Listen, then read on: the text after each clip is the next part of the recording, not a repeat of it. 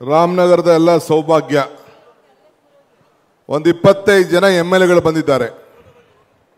ನಿನ್ನೆ ಕೂಡ ಒಂದು 20 ಜನ MLAಗಳು MLCಗಳು ಬಂದಿದ್ರು. ಇವತ್ತು MLA MLCಗಳೆಲ್ಲ ಬಂದಿದ್ದಾರೆ. ನಮ್ಮ ಪಕ್ಷದ ಎಲ್ಲ ಪದಾಧಿಕಾರಿಗಳು ಬಂದಿದ್ದೀರಿ.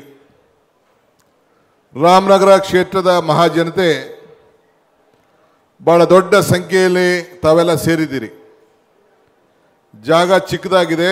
ನನ್ನ ವಾಹನದಲ್ಲಿ ಗಾಡಿಯಲ್ಲಿ ಮೋಟರ್ ಸೈಕಲಲ್ಲೇ ಒಂದು 5,000 ಜನ ಯುವಕರು ಕರ್ಕೊಂಡು ಬಂದರು. ಅಲ್ಲಿ ಮಧ್ಯ ಟ್ರಾಫಿಕ್ ಜಾಮ್ ಆಗಿತ್ತು. ನಮ್ಮ MB ಪಾಟೀಲು ನಮ್ಮ ಸ್ನೇಹಿತಗಳನ್ನೆಲ್ಲ ಕೆಲವರು ಮಾಗಡಿ ಮೇಲೆ ಬರಬೇಕಾಯ್ತು, ಅಲ್ಲಿ ವೆಹಿಕಲ್ಗಳೆಲ್ಲ ನಿಂತಿತ್ತು ಅಂತ ನನ್ನ ಕನಕಪುರ ರೋಡಲ್ಲಿ ಕರ್ಕೊಂಡು ಬಂದರು. ತಡ ಆಯಿತು, ತಾವೆಲ್ಲ ಕ್ಷಮಿಸಬೇಕು. ಇದೊಂದು ಐತಿಹಾಸಿಕವಾದಂಥ ಹೋರಾಟ. ಇದು ಜನರಿಗೆ, ನಿಮಗೆ ಏನು ಈ ಒಂದು ಪಾದಯಾತ್ರೆಯನ್ನು BJPಯವರು ಹಮ್ಮಿಕೊಂಡಿದ್ದಾರೆ. ನಾವು ಕಾಂಗ್ರೆಸ್ನ ಪಕ್ಷ ರಾಮನಗರದಲ್ಲಿ ಇವತ್ತು ಜನ ಆಂದೋಲನ ಸಭೆಯನ್ನು ಏನು ನಡೆಸ್ತಾ ಇದ್ದೇವೆ, BJPಯವರು ಮತ್ತು ಜನತಾದಳದವರು ಮುಖಂಡರು ಅವ್ರಿಗೆ ನಾನು ಹೇಳಲಿಕ್ಕೆ ಈ ಸಂದರ್ಭದಲ್ಲಿ ಬಯಸ್ತಾ ಇದ್ದೇನೆ. ಭ್ರಷ್ಟಾಚಾರವೇ ನಿಮ್ಮ ತಾಯಿ ತಂದೆ, ಭ್ರಷ್ಟಾಚಾರವೇ ನಿಮ್ಮ ಬಂಧು ಬಳಗ. ಭ್ರಷ್ಟಾಚಾರ ಮಾಡಿರುವ ನಿಮ್ಮನ್ನ ಮೆಚ್ಚನ ಪರಮಾತ್ಮನು ಅಂಥೇಳಿ ನಾವು ಕೆಲವು ಪದ್ಯಗಳನ್ನು ನಾವು ಕೇಳಿದ್ದೇವೆ.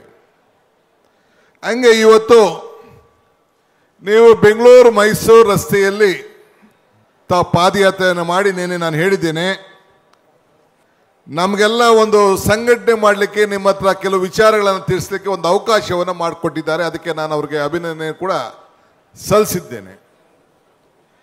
ಇವತ್ತು ಕೆಲವು ಅನೇಕ ವಿಚಾರಗಳನ್ನು ನಮ್ಮ MB ಪಾಟೀಲ್ರವರು, ನಮ್ಮ ರಾಮಲಿಂಗಾರೆಡ್ಡಿಯವರು, KH ಮುನಿಯಪ್ಪನವರು, ಜಮೀರ್ ಅವರು ಬಹಳ ವಿಚಾರಗಳನ್ನು, ಪ್ರಶ್ನೆಗಳನ್ನು, ಸವಾಲುಗಳನ್ನು ಕೂಡ ಹಾಕಿದ್ದು.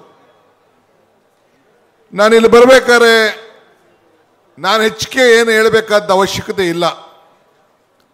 ನೆನೆ ಕುಮಾರಸ್ವಾಮಿ ಅವರಿಗೆ ಒಂದು ಕೆಲವು ಪ್ರಶ್ನೆಗಳನ್ನು ಹಾಕ್ತೆ, ನಾನೇ ಬೇಕು ಅಂತ ಹಾಕ್ತೆ.